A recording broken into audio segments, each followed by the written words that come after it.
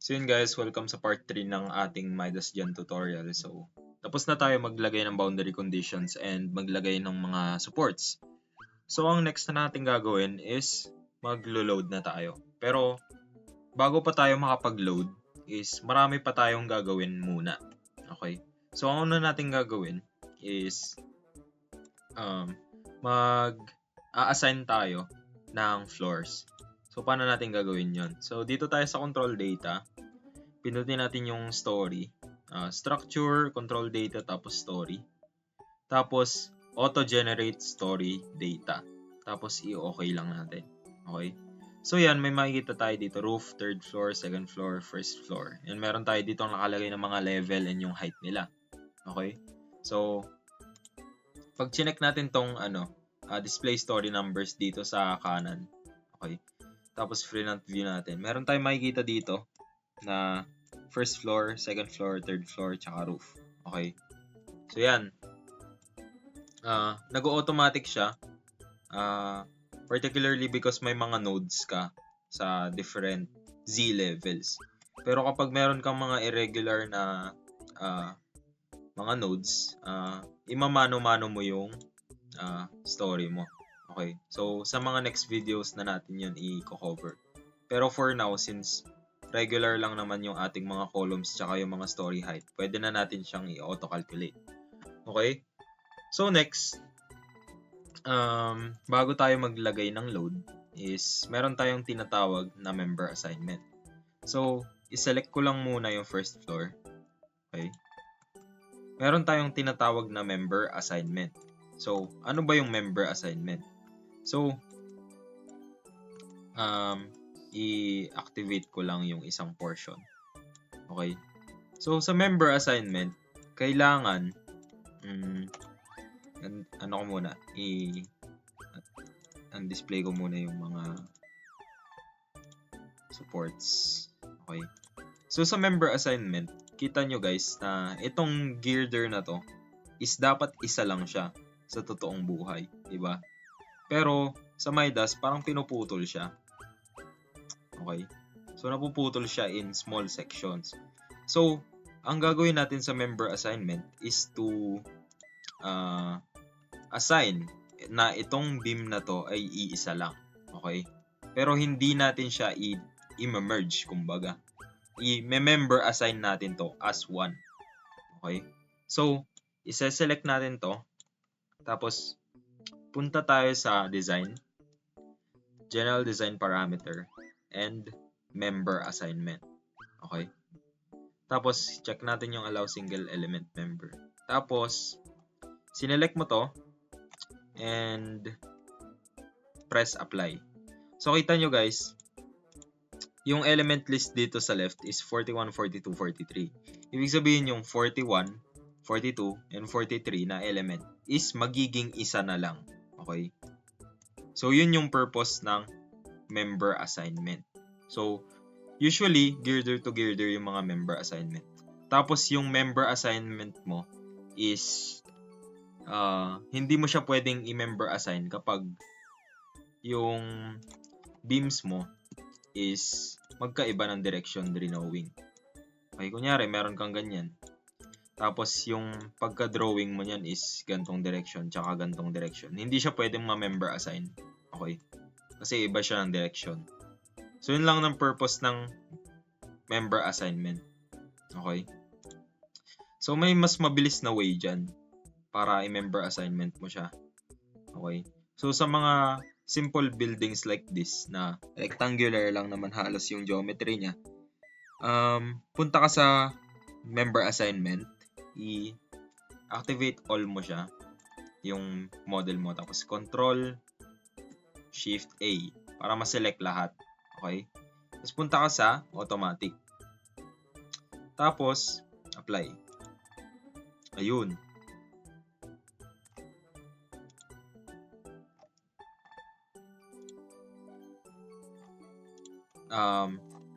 Ayan. So, may mga members na automatic na siyang mag-member assignment. Okay. Pero, since na-check natin yung single element member, so parang naging redundant na yung element list natin. Kunyari, yung element natin na 1, member assign mo na 1 lang siya. So, unnecessary na parang i-member assignment mo pa siya. So, ang magandang gawin natin is uncheck natin yung allow single element member.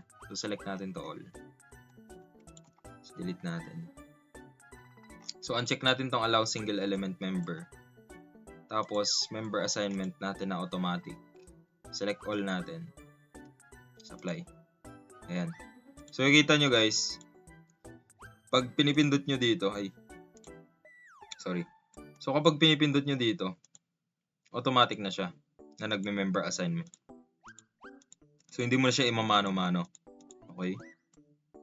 Ayun. So, yung purpose lang ulit ng member assignment is to make one beam na buo. Okay? Since naputol nga siya, buo na siya dito. Kasi sa totoong buhay, isang buong beam lang naman to di ba? So, yun. Tapos na natin i-member assign.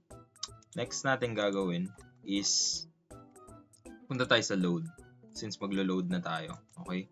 So, punta ka sa static load cases. Ito, sa load, static load cases. Dito, mag-a-assign tayo ng mga loads na ilalagay natin sa building natin. So, kunyari, sasabihin mo kay Midas, uy, yung building ko may dead load. So, maglalagay tayo ng dead load. Add. Yung building ko may mga tao, may mga nakalagay na gamit. So, meron ding live load. Live load. Add. And sa static loading, kino-consider natin yung earthquake loads. So, earthquake loads. X. Importante yung X na yan. EQX. Tapos piliin mo yung earthquake E. Okay. So, bakit tayo may earthquake X? Sa X direction yan. Okay. So, add. Meron dito ang earthquake Y. Okay. Earthquake Y. So, sa Y direction yan. Same din siya sa wind. Wind X. Pangalanan lang natin ng WX. Wind load on structure. Wind X add. And wind Y. So, sinasabi mo dito kay Midas na, uy, ito yung mga loads na kailangan mo i-consider. So, very important to sa pag-generate natin ng load combinations. Okay? Minsan, naglalagay din tayo ng roof live load. So, sabihin natin LR. So, yun yung mga load cases natin. Okay? Meron tayong dead load, of course. Live load. Earthquake X, earthquake Y. Wind load X, wind load Y. And LR. Okay? So, yun na yun. Tapos, pagkatapos natin gawin yun, is pupunta tayo sa self-weight. Okay? Ipipindutin natin yung DL, dead load. Kasi self-weight, dead load yun, di ba? So, ang gagawin natin is sa Z siya mag-act, yung dead load. Kasi di ba yung dead load, pababa siya. So, ang gagawin natin, since pababa, and since nasa Z-axis siya nag-act, Z is negative 1. Ibig sabihin ng negative 1 is negative 1.0 siya. So, ibig sabihin, yung scale factor ng dead load mo is kino-consider mo yung 100% of your dead loads. Kaya siya 1. Okay? So, add. Ayan. Next is, pupunta tayo sa structure. Tapos, structure type. Gagawin natin is convert self-weight into masses. Okay, check natin to. Tapos wala ka nang babaguhin dito sa gravity acceleration. Kasi yan na yun eh. Diba? Itong silbi ng convert self-weight into masses, okay na natin, is yung self-weight daw ng building mo, gagawin mo siyang mass. Okay? Ibig sabihin, sa earthquake, mamaya, sa earthquake loads natin, kung gaano kabigat yung building mo, ganun din kalakas yung effect ng earthquake sa building mo. Gets mo ba? So, sabihin natin, kunyari nasa tren ka, nasa LRT ka. Ito yung LRT, di ba? Sabihin natin, LRT yan. Tapos, mag-accelerate siya ng paganto. Tapos, ikaw to, tao ka. Di ba pag nag-accelerate ka, parang maiiwan ka ng paganon. Di ba? So, dependent yun sa weight mo. Dependent sa weight. So, kung malaking tao ka, tapos biglang nag-accelerate yung LRT pag ganito, 'di ba? Parang mas malakas yung pag ganun, yung pag-iwan sa yung force na parang maiiwan ka. So ganun din yung principle ng sa earthquake.